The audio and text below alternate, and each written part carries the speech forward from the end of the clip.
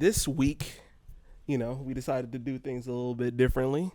I'm excited for this segment because if you notice, for some of our subscribers, some of our squad homies, they saw a poll this Saturday where they got to choose between 5 different topics that we get to talk about for our viewers' choice segment. So with that, why don't you bring us in? It was actually a story I saw while I was watching one of Tim Black's lives, and he was talking about he was like giving facts about the New Deal. And somehow it parried into this conversation, but I definitely thought it was interesting. Mm-hmm. So there was a police officer blew the whistle on a murder. I forgot who the gentleman's name was. Ronald Greene. Ronald Greene. There we go. There was a police cover-up behind the killing of this man. I believe the police said that something happened, that he died during the car accident. There was a car accident. Police showed up, end up pulling him out. Man ends up dead. The police said that he died through the injuries from the from the accident. Comes to find out, there's an entire recording of this man pleading for his life after the cops arrive, and he's pulled from the car alive and well. So Ronald Greene had apparently led them on a high-speed chase. Okay. Which I would assume led to, I didn't hear about the car accident, but that led to the accident. Mm-hmm. So when they had the accident, the cops, obviously probably frustrated after going on a high-speed chase, decided to pull him out of the car. In which case, once they pulled him out, they got him to the ground and had him face down on the ground. And then they kept yelling for him to get his hands behind his back, to which he eventually complied, from what I could see. They got his hands behind his back, and then from what I've seen in videos, they're trained to, eventually once they obviously have them apprehended, they're supposed to get them on their side or sit them up. They did not do that. They left him on the ground. They literally left him on the ground, then came back. He tried to get on his side because obviously being face down can be harmful to your breathing. Mm-hmm. He tries to get up, and the cop then kicks him back into position down on the ground. And then I believe at some point they also drag him while he's face down on the ground.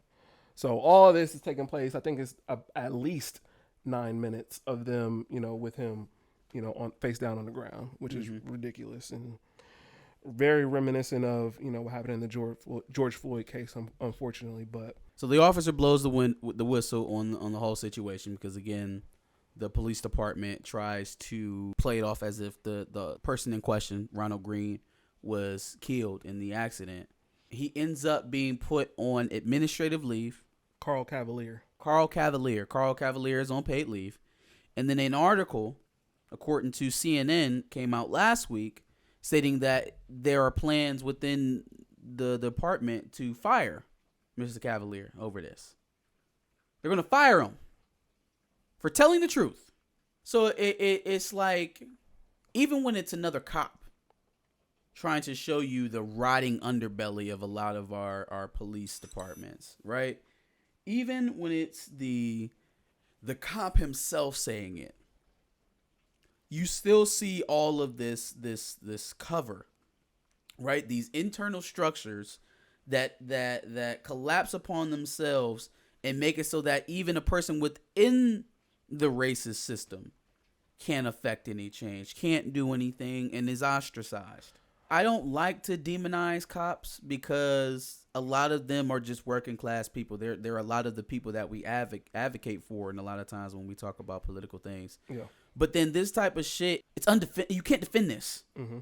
There's no explanation for this, man. Like, you want me to point the finger at bad cops and not all cops, but then good cops are compliant because they do shit like this, and you allow for it. Yeah. Now, I saw plenty of police officers firefighters turning in their equipment this week because of vaccine mandates. You can band together over the jab, but we can't band together to get these corrupt assholes out of the municipality, off of the force, to never be law enforcement ever again. We can't get that level of commitment from the people within who claim to be the good ones. And that is why police reform is a joke. There is no reforming this. There is no reforming this. The system will always collapse upon itself and protect itself from criticism and any type of persecution. It happens over and over and over and over again. So this notion that we can just put more money into the police departments and train them better and teach them to be less racist, it's a fallacy.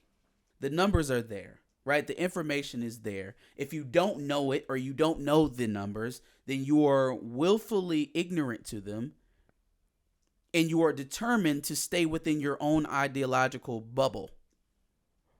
And it's unfortunate that we're probably going to continue seeing stories like this. I mean, I don't think we've stopped seeing stories like this at the very least since, Black Lives Matter was started and Trayvon, the whole situation with that. And it's just going to keep continuing until, something actually happens. Like this situation that this man is in, Carl Cavalier, they've made it impossible for him to be a good black cop. The way that you say that they exist, you've made it absolutely impossible for him to do it. We can't even agree on the most egregious and obvious of atrocities, be that George Floyd or a situation like this. So I'm not hopeful for the future in terms of racial relations in the States. Like Tim Black would say, cut the fucking check. Because if you believe that someone has financial power, if they have resources like an attorney to come in and sue and bring legal action, civil action against some of these police departments where they'll be having some sort of fiduciary responsibility for the fuck shit and the terror that they spread across these communities, I think things will be going on a lot differently. But newsflash, when these cops see black assailants, they see poor people, they see people without value, they see people who can't affect them in their livelihood, in their pockets, and their pension. So they treat them like animals. They treat them any old kind of way. So you want to help? Like Tim Black would say, cut the check. Hey! Where y'all going? Where y'all going? Thanks for watching another Back of the Bus Squad episode. Make sure you like, comment, subscribe. Want to check out another episode related to this? Go ahead and click that video to the left. And if you want to catch up on some of our other episodes, make sure you click the playlist below.